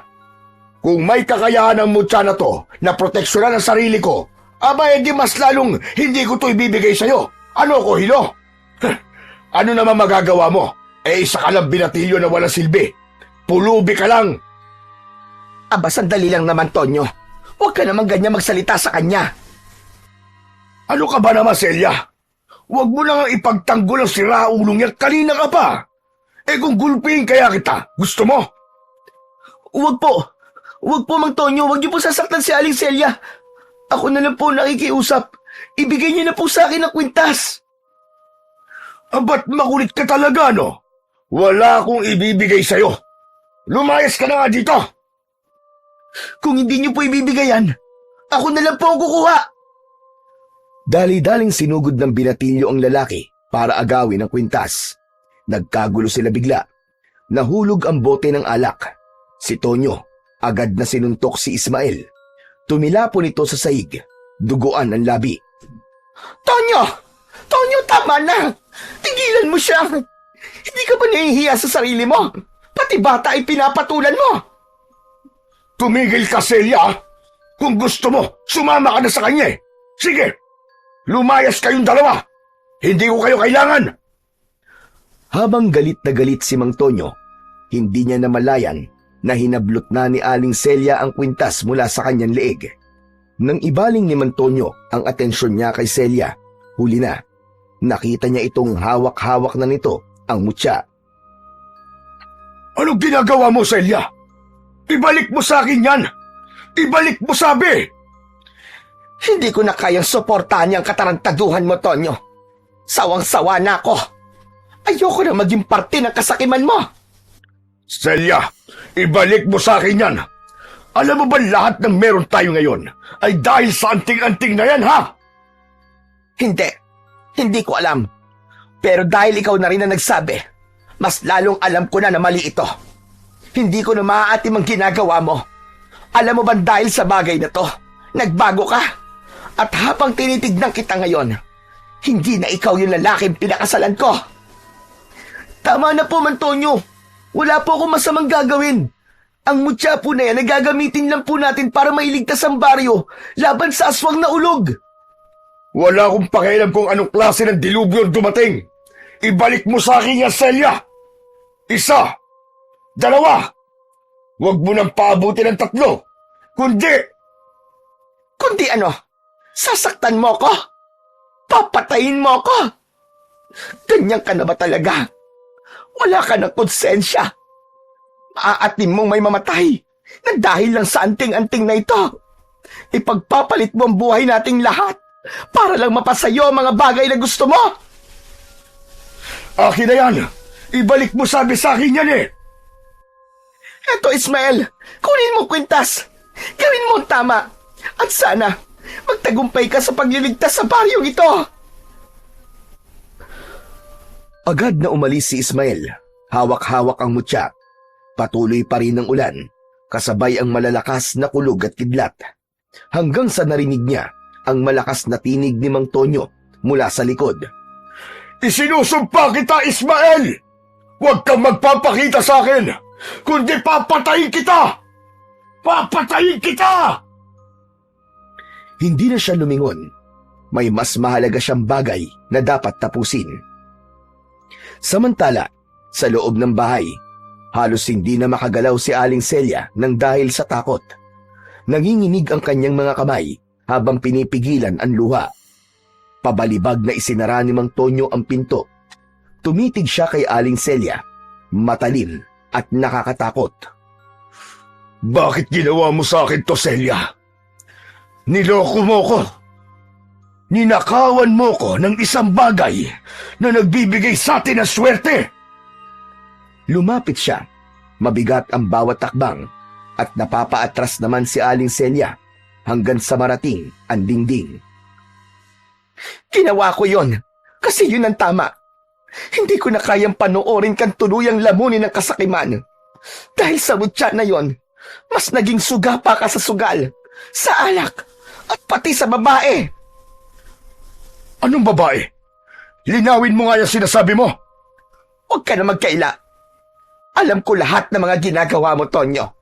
Pati yung kababuyan na ginagawa niyo sa bodega sa karinderya. Kaya wala akong pakialam kung sakali mang malasing ka ulit kasi wala na sa'yo ang mutya. Mas okay nga yun eh. Kapag wala ka ng pera, titigil ka na sa kakasugal mo. Titigil ka na rin sa mga pambababae mo. Baka sakaling matauhan ka. Parehong natigilan ng dalawa at napatingin sa pinto nang makarinig ng mumunting yabag sa labas. Parang may nagmamarcha. Kagad silang lumapit sa may bintana at sinilip kung ano ang nangyayari sa labas. Maya-maya ay nakarinig sila ng sabay-sabay na iyak ng mga sanggol sa labas. Kasunod nito ang malalakas na tahol ng mga aso. Wala pang 5 segundo, isang aso ang biglang napaalulong sa labis na sakit. Tapos ay biglang tumahimik. Kitang-kita ng dalawa kung paanong pinagkaguluhan ng maliliit na halimaw ang alagang aso ng kanilang kapitbahay. Diyos ko po! Madali ka! Isarado mo mga bintana at pinto! Totoo nga sinasabi ng pulubi na yun. Diyos ko! Ano itong nagawa ko? Totoo ba nang dahil sa akin ay nabuhay ang mga halimaw na yun? Oo, Tonyo. Ikaw ang may kagagawa nito. Tignan mo! Tignan mo, Tonyo! Tignan mo mga halimaw na nasa labas! Nang dahil sa'yo, nanganganib na ang buong baryo!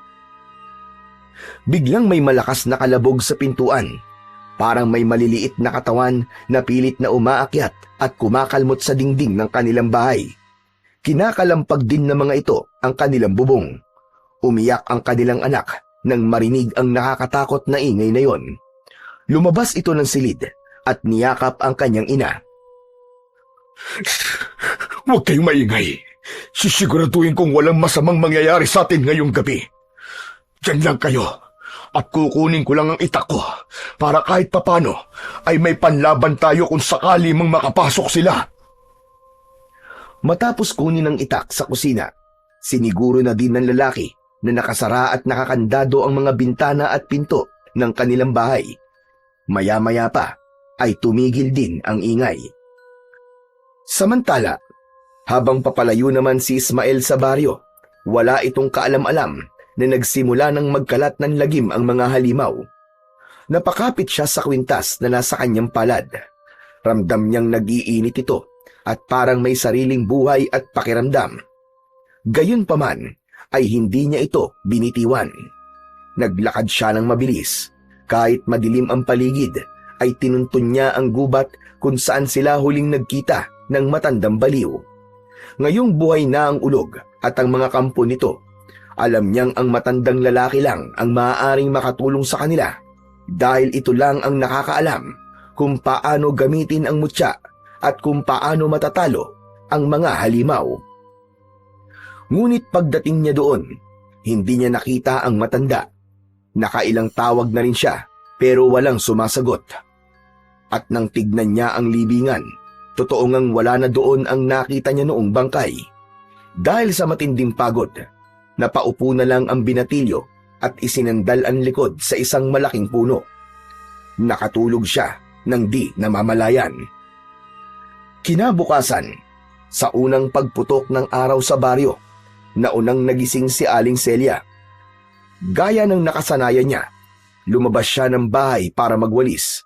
Medyo nakakaramdam pa siya ng takot, pero dahil sumikat na ang araw, alam niyang ligtas na ang paligid sa oras na yon at wala nang banta ng aswang o anumang nilalang ng dilim. Ngunit paglabas niya, nagtaka siya sa amoy ng hangin, malansa at amoy dugo. Agad niyang nakita ang patay na aso sa harap ng bahay nila. Nang puntahan niya sa likod ang mga alaga nilang manok at baboy, ganun na lamang ang panghihinayang niya nang makitang patay na din lahat ang mga ito. Ang mga manok, nakita niyang ulo na lang ang mga ito. Tapos yung baboy, wakwak ang tiyan at nagkalat ang mga bituka sa lupa. Tonyo! Tonyo! Tonyo, lumabas ka rito, madali ka! Tingnan mo ito! Bakit? Ano yun? Ano bang? Naku po! Hayop na mga aswang na yun. Ito palang mga alaga kong pinagdiskitahan nila kagabi. Mga buwisit sila. Mga pweste. Ang mga panabong ko. Wala na. Hindi pa man sila nakakabawi sa gulat at panghihinayang, ay may dumaan silang kapitbahay at sinabi sa kanilang may mga patay na tao silang nakita sa iba't ibang bahagi ng baryo.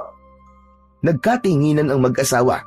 Pinagpawisan sila ng malamig at si Mang Tonyo halos hindi na makahinga. Sunod-sunod nagsilabasan ang mga tao, kanya-kanyang sigawan at iyakan. Ang ilan, hinamna ng luha ang kanilang mga mata. May ilang nagsabi na nakakita sila ng mga halimaw kagabi at ilan sa mga ito ang binulabog at tinakot na mga halimaw na yon. Ayon sa mga tao, aswang ang sumalakay sa kanila ng gabing yon. Nabalot ng takot ang buong paligid. Si Mang Tonyo hindi na nakapagsalita. Tumingin siya kay Aling Celia. Umalis ito at sumunod siya. Tinignan kung ano ang nangyayari sa paligid. Pagkalipas ng ilang sandali, umuwi na ang mag-asawa.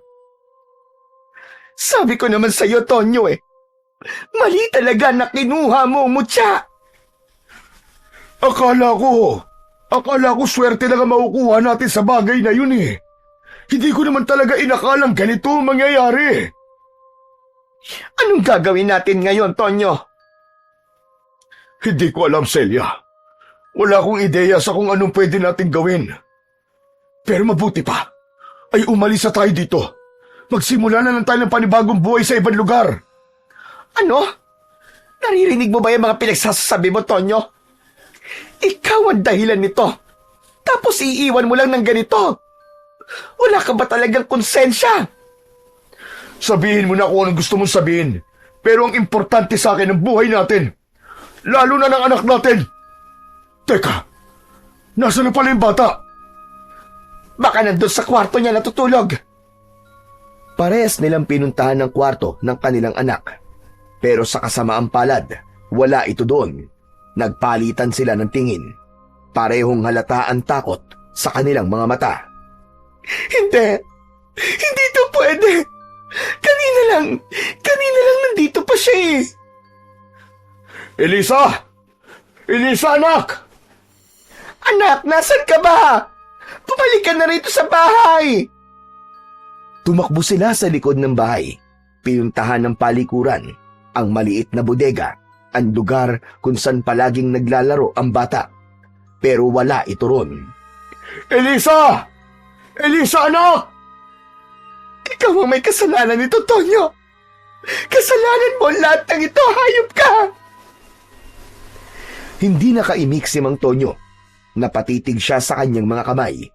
Naunawaan niya ang laki ng kanyang nagawang kasalanan. Hahanapin ko si Ismael. Hahanapin ko matandang lalaki. Baka sila makatulong sa atin. Gawin mo na ngayon. Subukan mong hanapin sila doon sa libingan kung saan mo nakuha ang mutya. Bilisan mo na, bago mahuli ang lahat. Samantala sa gubat, di pa nagigising si Ismael. Mahimbing pa ring natutulog ito sa ilalim ng malaking puno. Nananaginip. Sa kanyang diwa, nakikita niya ang isang malaking kuweba. At doon ay naririnig niya ang tinig ng matandang lalaki. Yun ay walang iba, kundi si Lolo Berting, ang baliw na matanda. Ismael! Makinig ka! Lolo Berting? Lolo Berting! Asan po kayo? Hindi nagpakita sa kanya ang matanda, pero patuloy niyang naririnig ang tinig nito mula sa kawalan. Lolo Berting! Tulungan niyo po ako! Nakita ko po, nagising na po ang ulog. Baka patayin niya po ang mga tao sa baryo. Ano pong kailangan kong gawin, Lolo Berting? Ikaw ang susi, Ismael. Ikaw ang huling pag-asa para mapuksa ang halimaw. Pero hindi mo ito magagawa ng mag-isa. Makinig ka sa aking mabuti. Kailangan mo ng kasama. Isang ina, isang ilaw ng tahanan na may tapang, may puso at may disiplina. Isang ina na kayang ituwid ang naliligaw. Pero sino po? Sino po ang tinutukoy niyo? Teka, si Aling Celia? Oo nga, baka siya po. Matapang siya at mahal na mahal po niya ang pamilya niya. Baka matulungan niya po ako. Yan na nga ang simula, Ismael. Ang pagkilala sa kabutihan ng iba. Hala, sige, kumilos ka na. Gamitin mo ang mutya. Maniwala ka sa sarili mong kakayahan. Tandaan mo, hindi lang sandata ang makakapatay sa mga halimaw. Kapag pinagsama ang liwanag ng mutya at ang pusong dalisay ng isang tunay na mandirigma, kahit ang pinakamagiting at pinakamalakas na nilalang ng dilim, walang magagawa. Lalamunin sila ng dalisay na liwanag. Lalamunin sila ng dambuhalang apoy. Biglang nagising si Ismael. Malalim ang kanyang hininga. Pawis na pawis. Tumayo siya at tinitigan ang hawak na mutya. Humanda kayo. Lalabanan ko kayo sa abot ng aking makakaya. Isinuot niya ang mutya sa kanyang leeg.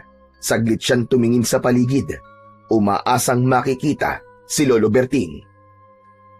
Lolo Berting! Lolo Berting, nasan ba kayo? Walang sumagot, pero may napansin siyang kakaiba sa may damuhan sa hindi kalayuan. Unti-unti siyang lumapit. Huminto ang kanyang mga paa nang tuluyang makita niya ang nakabulagtang katawan ng matanda. Maputla na ito, wakwak ang tiyan at puno ng kagat at kalmot ang kanyang katawan. Nakadilat pa ang mga mata nito. Parang punong-puno ng takot sa huli nitong mga sandali. Lolo Berting! Lolo Berting!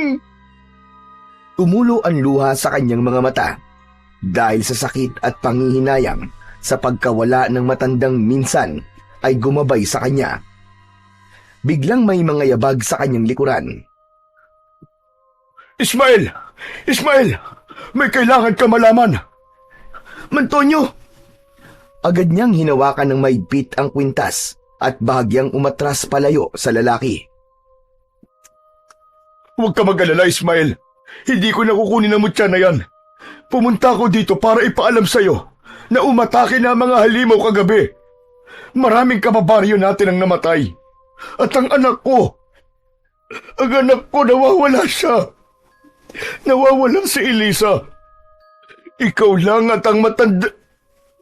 Bigla itong natigilan nang makitang patay na ang matandang lalaki. Hindi. Ano nangyari? Sino ang tutulong sa atin ngayon para mapuksa ang mga halimaw na yun? Tayo po, Mantonyo. Tayo po magtutulungan para mawala na mga salot na yon. Kailangan na po nating magbadali. Kailangan nating bumuo ng isang magandang plano kasama ang iba nating mga kababaryo.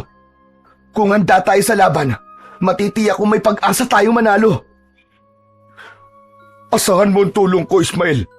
At ako na ang bahalang magkumbinsi sa mga kababaryo natin. Basta ipangako mo sa akin na hahanapin natin si Elisa pagkatapos ng laban na to. Ipinapangako ko po, Mantonyo. Hahanapin po natin si Elisa. Lumakad na ang dalawa at umuwi na sa baryo. Kaagad na nakipag-ugnayan si Mang Tonyo sa mga namumuno sa barangay. Nagpatawag naman ang kapitan ng agarang pagpupulong kasama ang lahat ng mga tanod at ibang kalalakihan ng baryo. Kinagabihan, ramdam na ramdam ng lahat ang tensyon. Mula sa di kalayuan, naririnig na nila ang iyak ng mga sanggol. Biglang lumakas ang hangin. Pumatak ang ulan. Biglang umalingasaw ang masangsang na amoy. Parang may halong dugo. Narinig nila ang malakas na singasing ng ulog. Naghintay ang binatilyo sa labas. Ilang sandali pa, narinig na nila ang pagmamarcha ng maliliit na paa. Paparating na ang mga tiyanak. Naghanda si Ismael. Tangan niya sa kanyang kamay ang isang espada na ibinigay sa kanya ng kanilang kapitan. Bagamat hindi masabi kung saan o ano ang pinagmulan ng sandata, naging komportable si Ismael sa pagkakahawak dito. Ilang sandali pa ay nasa harapan na niya ang ulog at ang mga tiyanak. Ang mga mata nila ay naglalagablab na parang apoy. Suot mo ang mutya! Akala mo ba mapipigilan mo ako? Hindi lang kita pipigilan! Wawasakin pa kita! Sige! Subukan mo! Isa ka lamang paslit sa palingin ko. Mahina kang nilalang! Biglang gumapang palapit ang ulog at sumugod kay Ismael. Agad itong umiwas, gumulong sa lupa. Habang iniwasan niya ang pagsalakay ng aswang, parang may naririnig siyang mga bumubulong. May nagsasabi sa kanya kung ano ang kanyang gagawin. Tumayo ang binatilyo at buong tikas na hinarap muli ang aswang na ulog. Kung ano ka man, hindi ka mananalo kasi masama ka. Kailanman, hindi nanalo ang kasamaan laban sa kabutihan. Inubad niya ang mutya sa kanyang leeg at inilagay ito sa hawakan ng kanyang espada.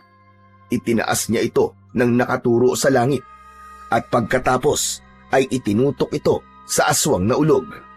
Mula rito, kumawala ang isang bugso ng liwanag. Tumama ito sa katawan ng aswang. Napasigaw ito sa labis na sakit. Nagsimulang mabulok ang balat nito, pero mabilis din itong umatras. Inutusan itong sumugod ang kanyang mga kampon na tiyanak. Tumakbo ang mga ito papalapit kay Ismael. Handang pagpiestahan ang payat na katawan ng binatilyo. Nasaktan siya sa unang bugso ng paglusob. Isang tiyanak ang kaagad na kumagat sa kanyang braso. Isa pa'y humablot sa kanyang damit at kinalmot ang kanyang dibdib. Nanginig siya sa sakit, pero nanatili siyang matatag. Hindi niya magawang saktan ng mga maliliit na nilalang dahil yon ang ibinubulong sa kanya ng tinig. Mula sa loob ng kabayan ay lumabas ang mga tao, kabilang na si Aling Celia.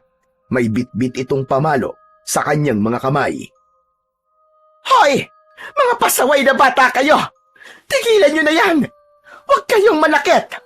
Umayos kayo! Isa! Dalawa!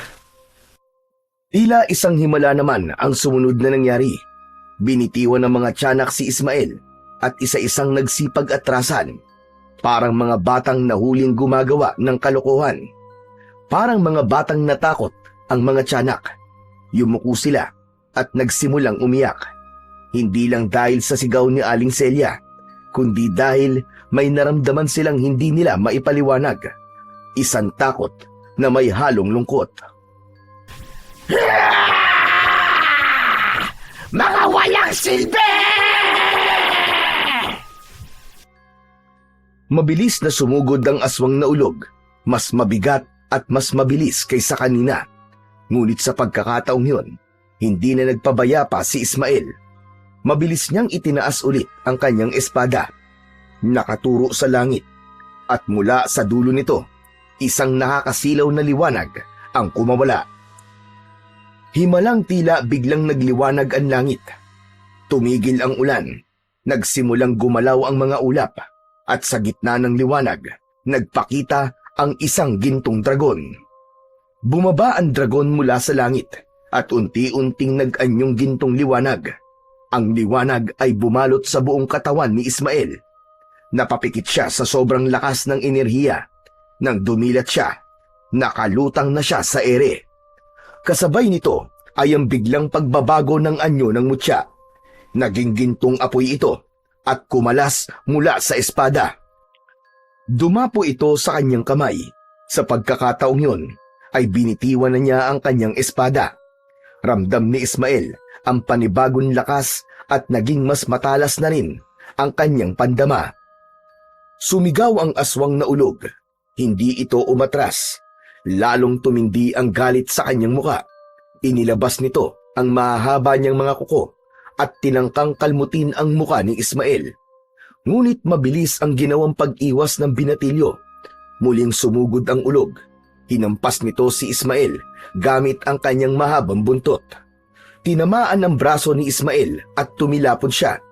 Tumama sa isang malaking puno. Napayuko si Ismael, napangiwi ng dahil sa sakit, pero hindi siya sumuko. Dahan-dahan siyang tumayo. Nagsimulang magliyab ang gintong apoy sa kanyang mga kamay. Pinikit niya sandali ang kanyang mga mata. Saka malakas na sumigaw.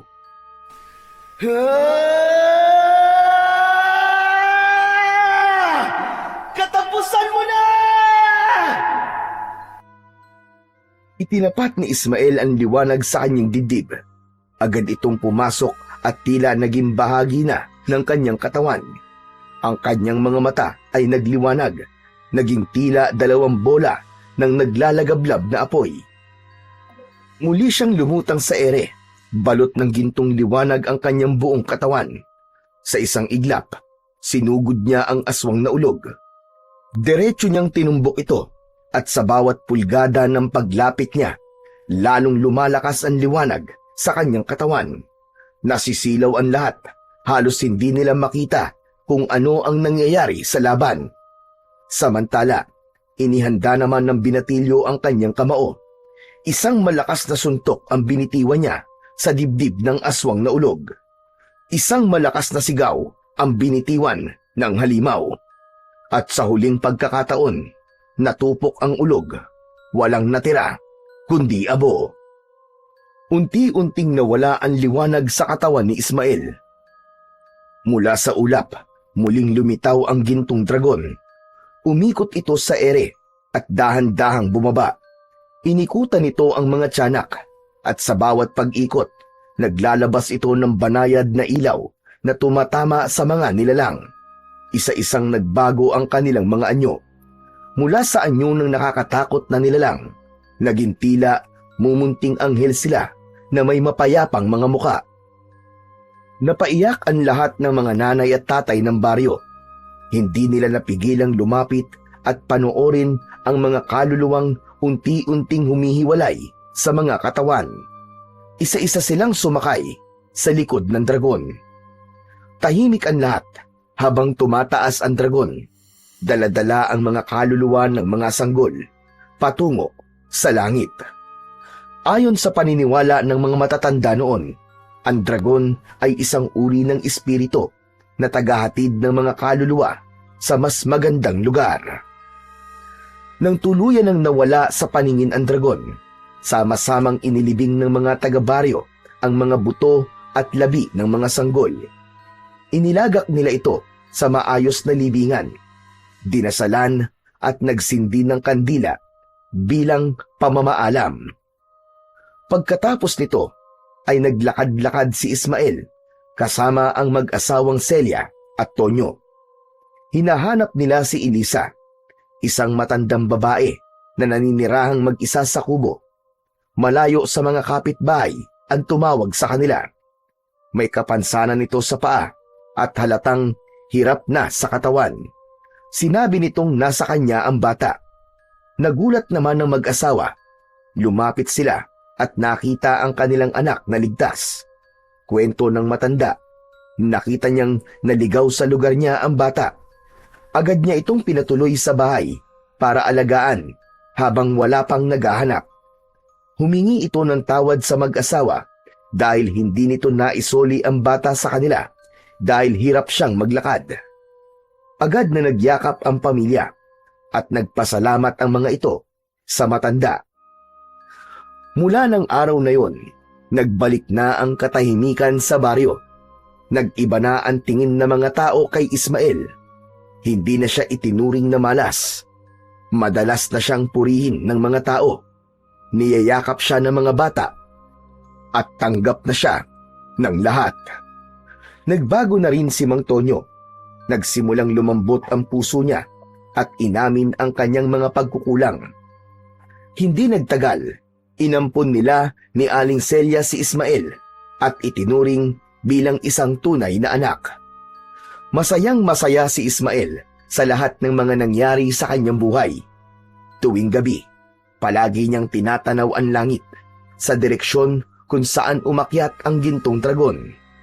Palagi siyang nagpapasalamat dito at palagi niyang ipinagdarasal na sana nasa magandang lugar na din ang mga kaluluwa ng mga bata at ni Lolo Berting. Sa lahat ng mga kababalaghang nangyari sa kanilang lugar, may natutunan doon ang mga tao. Natutunan nilang ang pagmamahal ay may kapangyarihang baguhin ang puso ng kahit na sinong nilalang, tao man o halimaw. Simula noon, naging mas bukas ang mga taga-baryo sa isa't isa. Mas naging matatag ang samahan nila. Hindi na nila hinuhusgahan ang mga tao base sa pinanggalingan, itsura o katayuan sa buhay. Natutunan nilang makinig, magmahal at magpatawad. Si Ismael naman ay lumaking mas matapang, mas mapagkumbaba at punong-puno ng pag-asa. Ginugol niya ang buhay sa pagtulong sa iba. Nagamit niya ang kanyang mutya sa pagpapagaling ng karamdaman ng iba. Tumatak sa mga tao ang alaala ng babaeng ahas, ang gintong dragon, at ang mga tiyanak na naging anghel, at syempre, ang binatilyong minsang tinatawag na malas, na sa huli ay naging bayani ng lahat.